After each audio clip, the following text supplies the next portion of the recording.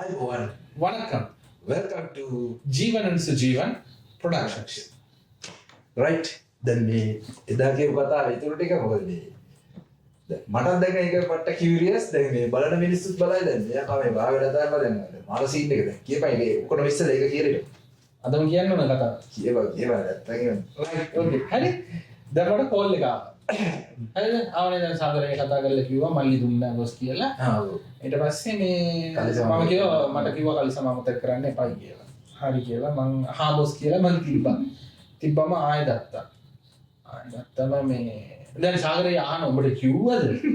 මම කිව්වා. ඇයි බං ඉතින් මට කිව්වේ නැත්නම් මං ඉතින් අමතක වුණා. ඔබ මාර බඩුවන්නේ බං ලොක්කා කියන එක මේ මතක තියාගන්න එපා කියලා. මං කිව්වා හරි සාගරේ ඉතින් අමතක වුණා කියලා. මේ අනේ දැන් මොන කුණ්ඩවාලයක් පෙරලෙයිද දන්නේ නැහැ. හරි බලමුකෝ කියලා ඉන්නකොට දැන් ආයෙ රින් වෙනවා. ආයෙ රින් වෙනකොට අන්න ගණන් කිව්වා. මං කියන්නේ සාගරේ මේ වන්දනා කියලා අර කිව්වා මේ good afternoon PBM distributors සාගරය. එතකොට මම අහලා සාගර පුතේ දෙන්න අර මල්ලිට ඊට පස්සේ මේ මම ගත්තා ෆෝන් එක. සාගරයේ ස්පීකර් ෆෝන් එක දාලා තමයි මට දුන්නේ. සාගරයත් ළඟ ඉන්නවා. ඊට පස්සේ මේ මම කියා හලෝ බොස් කියලා. මේ පුතා සාමාන්‍යයෙන් මේ ඔය රිටර්න් චෙක් ටික අරගෙන එන්නකෝ හෙඩ් ඔෆිස් එකට කිව්වා. ඊට පස්සේ මම කිව්වා බොස් දැනට මෙතන මේ ලොරියක්වත් නැහැ නේ ඊට එන්නේ කියලා. මේ බස් එකේ නැගලා ඉන්න පුතා කිව්වා. මං කිව්වා හා බොස් මං එනන් කියලා. කාලද ඉන්නේ කියලා. මං කිව්වා තාම නෑ බොස් කියලා. හරි කණ්ඩ වෙලාව නාස්ති කරන්න එපා දැන් එන්නකෝ. හරිද? ඊපස්සේ මං කිව්වා හරි බොස් කියලා මං දැන් එන්නම් බොස් කියලා. මේ සාගර උතන ඉන්නවද කියලා ඇහුවා. මං කිව්වා ඔව් බොස් කියලා. මේ උට කියන්න ආයෙ මේ ස්පීකර් ෆෝන් එක දාගෙන ළඟ ඉඳන් අහගෙන ඉන්න එපා කියලා. මං කිව්වා හා බොස්. අය කියන්නේ ඔය වැඩේ කරලා නේ මෙතන මේ සාමාන්‍ය කියලා. මේ ඊට පස්සේ මේ සාගරේ ඔළුවට ගහ ගන්නවා ඉතින්. ඊට පස්සේ මං කිව්වා මේ මම මේ ටග්ගල එන්නම් බොස්. සාමාන්‍යයෙන් මේ කියලා මෙන්න මොක සාගරට නැත්නම් වහගන්න ඉන්නේ මම කිව්වා ඔය වගේ වැඩ කරන්න එපා බායි කියලා. ඊට පස්සේ සාගරය නිකන් ඉන්නේ නැතුව හා බොස් රෙස්පොන්ස් කරා. හා බොස් කිව්වා. කියලා ඊට පස්සේ මේ මම දැන් ගියා. ගිහිල්ලා ඉවරලා දැන් පල්ලෙයා අවුට්ලට් එක තියෙනවනේ. එතකොට එතන හිටියා මුරලි කියලා කෙනෙක්. ඒකට මොකක්ද කියලා. මම කිව්වා මේ බොස් එන්නේ කිව්වා කියලා. පොඩ්ඩක් ඉන්න. කියලා මේ එතන ඉඳන් බොසට කෝල් එකක් දුන්නා. මේ CAC ගේ මල්ලිය කියලා. අසාමාන්‍යයෙන් උතන ඉන්න කියන්නකෝ කිව්වා. ඊට පස්සේ මේ උගේ කියනවා අන්න ෂේප් එකේ බලපන් උඩ ඉන්න උඹ බලනවා. එතකොට අර මේ බ්ලයින්ඩ්ස් තිබ්බේ. ඒක මචං මේ අයින් කරලා බලනවා මම මූ ෂේප් එකේ කියපන් කියපු එක මට ඔලුවට කියනවා උන් බුස් ගාලා මෙන් බැලුවා. බලවම මන් දිහා බලලා කර්න් එක අතරලා හිටියා මචං. පැය භාගයක් හිටගෙන හිටියා. හරි ඔය පනිෂ්මන්ට් දුන්නා. ආයෙත් අතේ තියාගෙන පැය භාගයක් හිටගෙන හිටියා. ඉඳගෙන ඉඳලා ඊට පස්සේ කෝල් එකක් දුන්නා. මේ හරි එන්න කියන්නකෝ. ඊට පස්සේ මේ හරි කියලා මම උඩට නැගලා යනවා. අනකොට මචං ඒ ෆස්ට් ජොබ් එකනේ මගේ. එදා තමයි මම දැක්කේ බොස් කෙනෙක්ගේ කැබින් එකක් කියන්නේ මොකක්ද කියලා. ඊට පස්සේ accounts එකේ කොල්ලා වඩේලා ඉන්නවා. තව අක්කලා දෙන්නෙක් හිටියා ඉන්වෙන්ටරි හැන්ඩල් කරන. තව කට්ටිය හිටියා ඉන්වොයිසස් චෙක් කරන එහෙම. ඊට පස්සේ මේ වල ඉවරලා ඊට පස්සේ මට කිව්වා මට දැන් ඉන්ට්‍රොඩියුස් කරන්න ඔක්කොම ස්ටාෆ්ලා.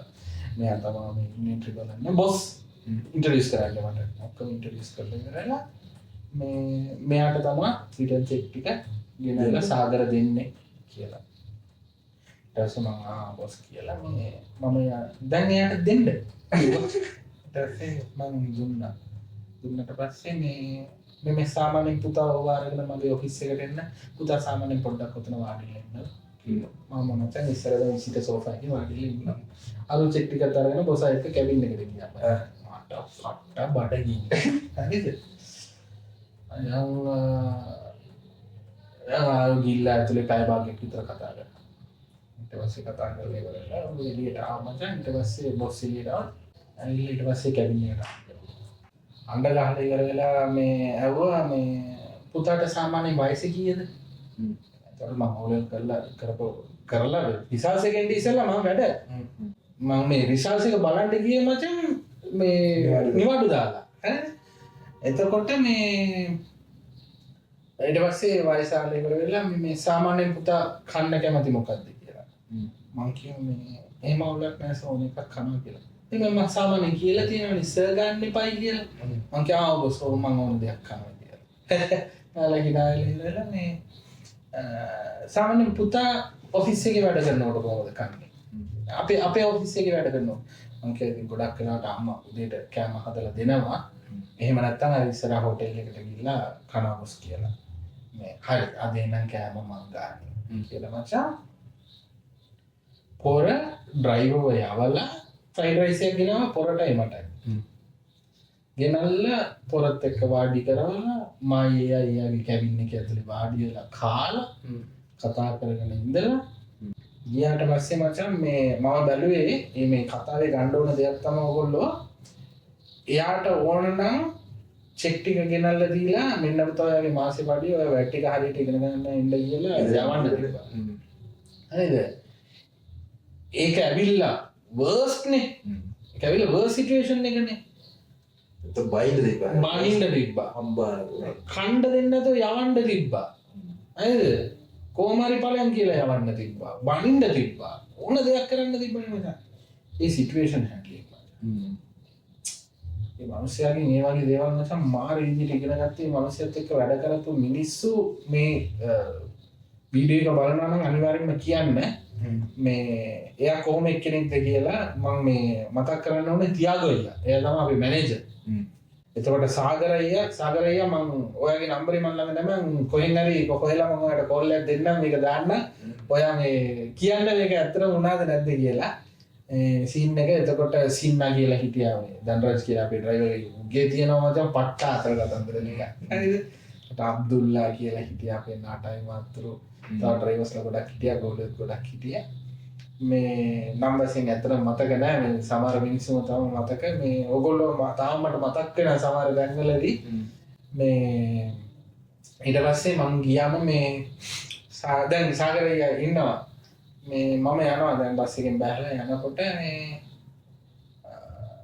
12ට විතර ගිය එක මම 3ට විතර ආවේ ඔෆිස් එකට. එනකොට දැන් මම ඉස්සර දොරෙන් එන හෙත් වෙලා ඉන්නවා. ඉඳලා මොකද උනේ? මම කිය ඩේ ඔන් එකේ ෆ්‍රයිඩ් රයිස් එක පාලෙම්ම යන්න බඩ ගිරෙන්න දුන්නද කියලා. ඊට පස්සේ මම කිව්වා නෑ මේ සිංහල තමයි සාරේ මේ කියලා. ඊට පස්සේ කිව්වා මචං සේම තමයි මනුස්සයා. හැබැයි ඔය වැරද්ද ආයෙ පරක් කරන්න එපා. කරොත් උඹ තව වැරද්දක් කරා. හොර කියන කටුටයක් අමතක කරා. එකම දේ ආයෙ රිපීට් කරන්න එපා. කරොත් එන්නේ පොරට මලපනවා. හරිද කියලා. ඔව් ඇත්තම නෑ. දැන් මම මේ ජොබ් එකට අලුත්නේ මගේ ෆස්ට් ජොබ් එක. මේ එතකොට ඒක ගානක්වත් නෑනේ මේක. දැන් ඔය අලුතින් ජොබ්ස් වලට එන ළමයිත් ඇවිල්ලා හිතාගෙන ඉන්නේ මේ ඒගොල්ලෝ තමයි මේ මට ඕන විදිහට තමයි ජොබ් ගන්න. එහෙම මේ අපිට ඕන විදිහට මෙතන ජොබ් කරන්න ඕන නම් අපේම දෙයක් තමයි කරන්න ඕන අපි. අපි තැනක වැඩ කරනවා නම් ඒ කල්චර් එකට අපි පුරුදු වෙන්න ඕන. අනිත් එක හැම කම්පැනි එකම එකම කල්චර් එක නෑ. ඒක බලාපොරොත්තු වෙන්නත් එපා. දැන් අපි වගේ හැමෝම ප්‍රොඩක්ෂන් එක කරලා දෙන්නේ නෑනේ මචං. වෙලාවට කලාවට. රයිට්? අර ඒ වගේ මේ අපි වගේ චාර්ජස්ුත් නැහැ. අපි වගේ වැඩ ඇවිත් කරලා දෙන්නෙත් නැහැ. ඒ දැන් අපිට වැඩි හොඳට කරන අයත් ඉන්නවා. අපිට වැඩි චාටර් විදියට කරන අයත් ඉන්නවා. එහෙම මිස්සෙච්ච සේල් ගැනත් අපි කතා කරමු. මේ අපි මේක පටන් ගත්තට පස්සේ අපිට ආපු ප්‍රශ්න ටික. මේ ඒ හින්දා මේ එයාගෙන් ඉගෙන ගත්තේ මම ඒක තාම මට ඔළුවේ තියෙනවා. මේ එදායින් පස්සේ මං ජොබ් එකට යනකොට හැමදාම පොඩි නෝට්බුක් එකකුයි පෑනකුයි මගේ සාක්කුවේ තියෙනවාමයි. මේ ඒක ඕන දෙයක් මම පටස් ගාලා ලියා ගන්නවා. දැන් ඕවර් ද ෆෝන් නැත්තම් කවුරු හරි මොනවා හරි මට දෙයක් කිව්වොත් ටග්ගල් ලියා ගන්නවා. මේ මට ෆ්‍රී තියෙන වෙලාවක මොටක් ගාලා මම පෙරලලා බලලා ටික් කරනවා මම කරපු ටික.